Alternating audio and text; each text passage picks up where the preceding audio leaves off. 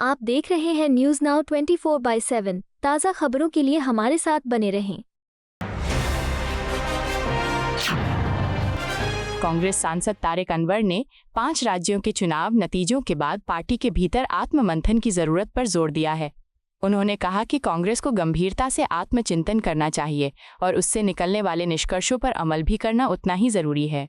अनवर ने स्वीकार किया कि पार्टी की एक बड़ी कमजोरी ये रही है कि वो चुनाव से कुछ महीने पहले ही सक्रिय होती है कि लगातार संगठनात्मक काम की जरूरत होती है। उन्होंने कहा कि अगर पश्चिम बंगाल और अन्य राज्यों में पार्टी कार्यकर्ता लगातार सक्रिय रहते तो स्थिति बेहतर हो सकती थी। उनके इस बयान से साफ संकेत मिलता है कि कांग्रेस अब अपनी रणनीति और संगठनात्मक ढांचे पर दोबारा काम करने की जरूरत महसूस कर रही है। चुनावी हार के बाद ये आत्ममंथन पार्टी के भविष्य के लिए अहम माना जा रहा है।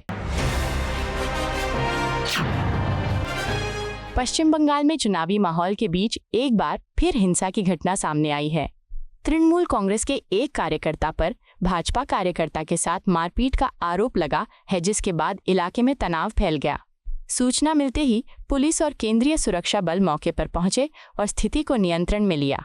प्रशासन ने इलाके में अतिरिक्त सुरक्षा बल तैनात कर दिए हैं ताकि किसी भी तरह की अप्रिय घटना को रोका जा सके। ये घटना ऐसे समय सामने आई है जब राज्य में चुनावी माहौल पहले से ही संवेदनशील बना हुआ है।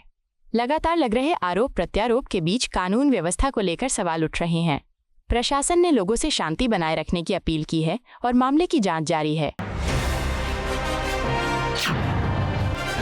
केरल कांग्रेस अध्यक्ष सन्नी जोसेफ ने राज्य में पार्टी के प्रदर्शन को लेकर बड़ा दावा किया है।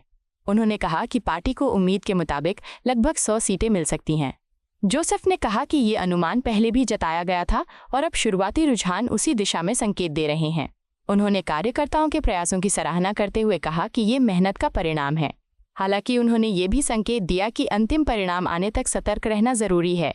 केरल की राजनीति हमेशा प्रतिस्पर्धी रही है, ऐसे में आखिरी नतीजे तक कोई भी बदलाव संभव है। कांग्रेस के इस दावे से राज्य में सियासी हलचल तेज हो गई है। आम जनता उन्नयन पार्टी के अध्यक्ष हुमायूं कबीर ने अपनी जीत को लेकर बड़ा दावा किया है। उन्होंने कहा कि उन्हें शुरू से ही मतदाताओं का समर्थन मिल रहा था और अब नतीजों में भी ये साफ दिखाई दे रहा है। कबीर ने बताया कि फिलहाल वो करीब 32,000 वोटों से आगे चल रहे हैं और ये बढ़त 70,000 से अधिक हो सकती है। उन्होंने कहा कि जनता ने उन्हें भरपूर प्यार दिया है और ये उनकी जीत की सबसे बड़ी ताकत है। उनका ये आत्मविश्वास चुनावी मैदान में उनके मजबूत प्रदर्शन को दर्शाता है।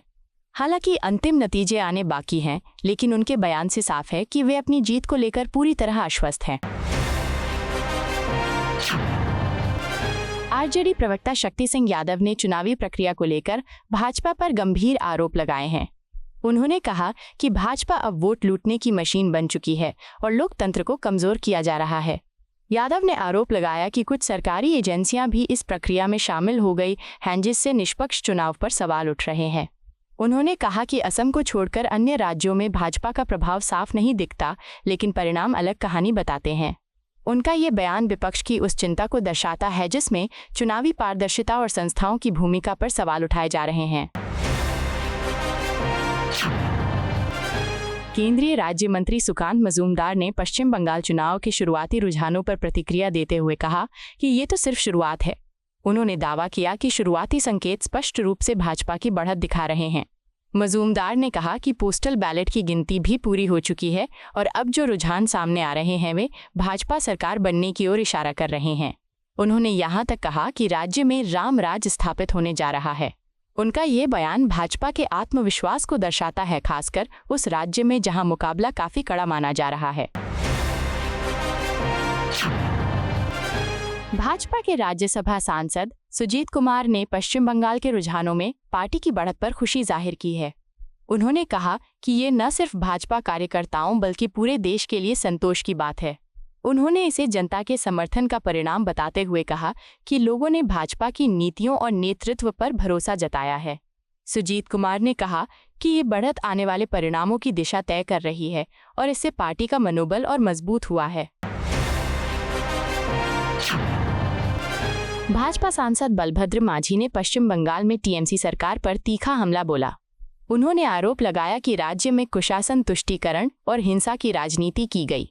मांझी ने कहा कि भाजपा कार्यकर्ताओं पर हमले हुए और महिलाओं के साथ अत्याचार की घटनाएं बढ़ीं, जिससे जनता में आक्रोश था। उन्होंने दावा किया कि यही आक्रोश अब वोट के जरिए सामने आ रहा है।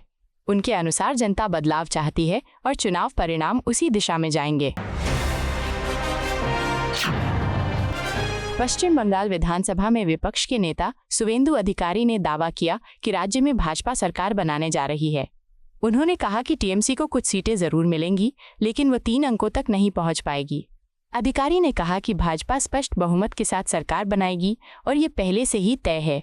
उनका ये बयान चुनावी रुझानों के बीच भाजपा के आत्मविश्वास को दर्शाता है और राज्य की राजनीति में संभावित बड़े बदलाव की ओर इशारा करता है। आपको यह वीडियो पसंद आया हो तो इसे लाइक करें, हमारे चैनल को सब्सक्राइब करें।